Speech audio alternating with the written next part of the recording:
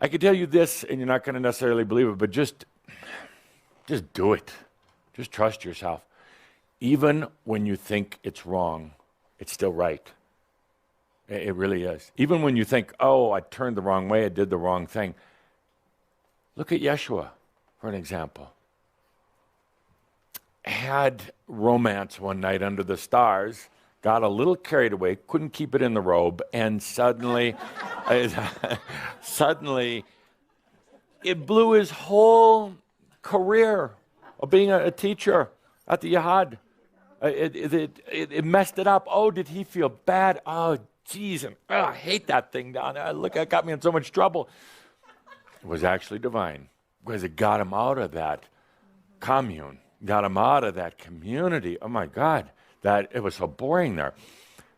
And then when his first wife died, his only wife died, and it was all the feelings of guilt. I should have been able to heal her. I should have known the right herbal chant to do or whatever. And God, didn't listen to me, so I must be a sinner. How hard that was on him.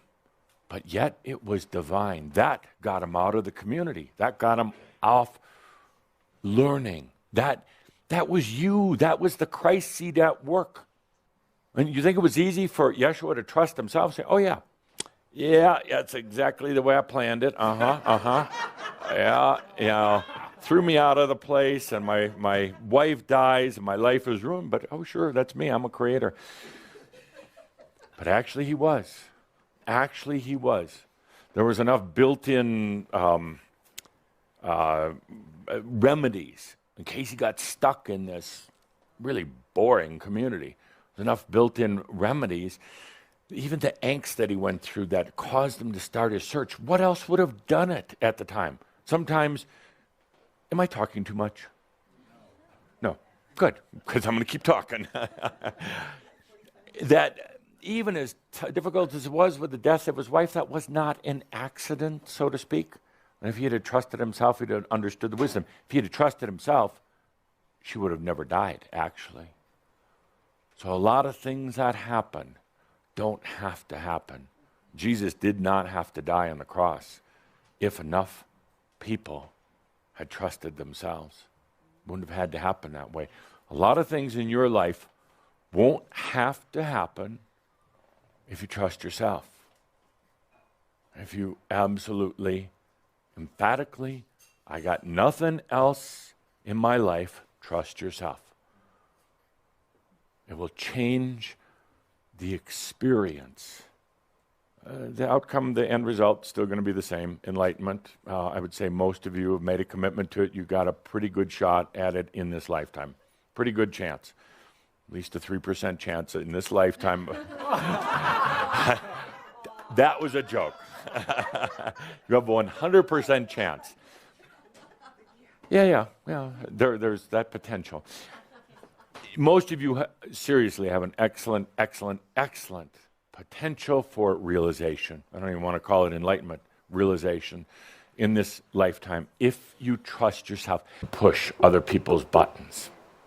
But I digress. What was my point? Here we are in enlightenment.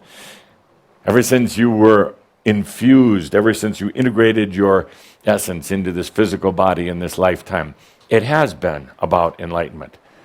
Everything. You can look back. You can write down the history of this lifetime. It's all been about enlightenment. And the funny thing is, it's funny to me, but not to you, the funny thing is that there were no mistakes. Yeah. The funny thing is, you couldn't make a mistake if you tried. The funny thing is, you pretend that you can make mistakes and that you still can. You pretend that there's these choices out there, and door number one is a real bastard. Door number two is kind of not so good, but it's relatively safe. Door number three could be amazing insights, but it could also drop you into the pits of hell forever, like an eternity, forever. So you pretend you've accepted some Vast consciousness programming that you can make a mistake. Guess what? You can't. You really can't. You can't. You can actually, I've said this before, you can actually set your rudder for a direction you know is not right, you know is not compatible with your being, intentionally. And guess what? It's just going to get redirected over to your true path. Your true path, by the way, is not your nice girl or nice boy path. And you got that kind of screwed into there, that you have to make the choice that's the nice thing. Be the nice boy, the nice girl. It's not. Sometimes in enlightenment, it just is not pretty. It's not nice. It's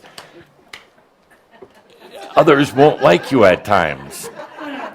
But it is the right choice for yourself. Why is that? Why is that? Well, I'll tell you. Because mass consciousness wants certain conformities, wants you to do things a certain way. A lot of your parents wanted you to just be a nice kid and then take care of them when they got old. Your teachers wanted you to be nice. Why? Well, it's easier for them. So a lot of choices were made on this basis of being nice, doing the right thing, the nice thing.